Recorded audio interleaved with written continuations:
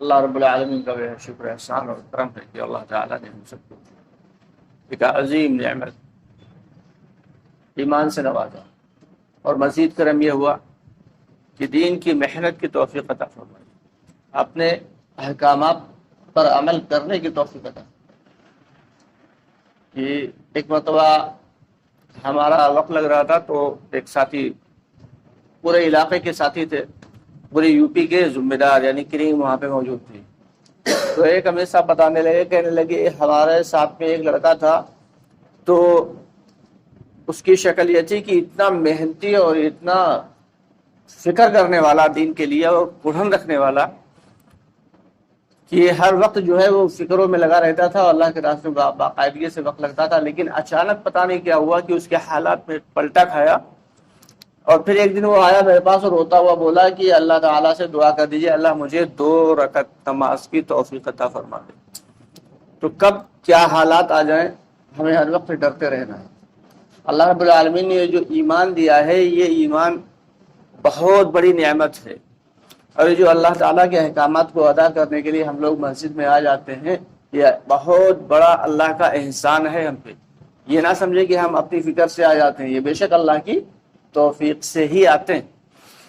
اب ہماری ذمہ داری یہ ہے کہ ہم خود تو آ گئے، لیکن ہمارے بہت سارے ایسے ایمان والے بھائی، ایسے مسلمان بھائی جو اللہ کے اتنے بڑے احکامات کو توڑے ہوئے ہیں اور اللہ کے حکموں کو جو ہے چھوڑتے چلے جا رہے ہیں، نبی کے طریقوں کو چھوڑتے چلے جا رہے ہیں، آخر ان کی فکر کون کرے گا؟ تو اس کے لیے ہم سب کی ذمہ داری ہے کہ اللہ تعالیٰ نے صاف صاف فرما دیا کہ کنتم خیر امت اخرجت للناس، تم بہترین امت ہو، تم کو دوسروں کو فائدہ پہنچانے کے لیے، دوسروں کو نفع پہنچانے کے لیے نکالا گیا۔ اور اگر ہم صرف اپنے ہی اعمال پہ خوش ہو لیں تو یہ دوستوں کافی نہیں ہے۔ اسی لیے اللہ کے راستے میں نکلا جاتا ہے، اپنے وقت کو، اپنی جان کو، اپنے مال کو اللہ کے راستے میں لگایا جاتا ہے کہ تھوڑا سا وقت فارغ کر کے ہم اللہ کے راستے میں نکلے تاکہ اپنا بھی ایمان بنے اور ہمارے بھائی جو ہیں ان کا بھی فائدہ ہو۔ کہتے ہیں کہ جب دین کی محنت ہوتی ہے تو اندر ایمان بنتا ہے، یعنی دل میں ایمان بنتا ہے اور باہر دین کا ماحول بنتا ہے۔ تو اس لیے اسی فکر کو لے کے ہم سب کے آقا نامدار محمد مصطفیٰ صلی اللہ علیہ وسلم نے بھی ہجرت فرمائی، صحابہ کرام نے بھی ہجرت فرمائی، اور یہ دین جو ہے وہ ہجرت اور نصرت سے ہی پھیلا ہے۔ اور کہتے ہیں کہ جو عقاب پرندہ ہے، جو باز ہے، تو اس کے 2 بازو ہوتے ہیں جن سے وہ اڑتا اڑتا اور آسمانوں میں سب سے اونچا زیادہ اڑان بھر لیتا ہے،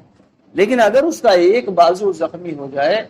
تو ظاہر سی بات ہے پھر وہ لگاتار نیچے کی طرف آنے لگے گا، پھر وہ اڑان نہیں بھر سکتا۔ تو ہجرت اور نصرت میں سے اگر ایک پہلو بھی کمزور ہوا تو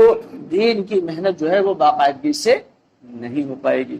تو اس لیے ہم لوگ وقت لے کے فارغ کر کے آئے ہیں آپ کے ہاں۔ اب آپ لوگوں کی ذمہ داری یہ ہے کہ تھوڑا سا وقت فارغ کر کے، ہم لوگ تو وقت 3 دن کا فارغ کر آئے ہیں، آپ لوگ اپنے اپنے مشاغل میں ہیں، ماشاءاللہ بہت ذمہ داریاں ہیں آپ پہ، اس میں سے تھوڑا سا وقت نکال کے ملاقاتیں کروا دیں، اور بھائیوں سے جو ہے تھوڑا سا فکروں کے ساتھ ملاقاتیں ہو جائیں یہاں سے، اور جو ہے جتنی زیادہ بات چیت ہوگی بڑھے گی، ہو سکتا ہے اللہ تعالیٰ یہاں سے ایک نفر جماعت اللہ کے راستے میں نکلوا دے۔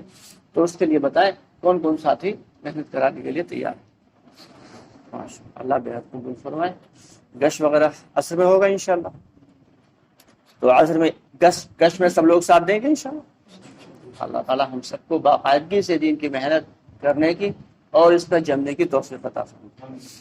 اور ابھی ہماری 3 بجے سے تعلیم ہوگی، آپ لوگوں سے گزارش ہے کہ جس کے پاس جتنا بھی وقت ہو 5 منٹ 10 منٹ 15 منٹ 3 بجے آتے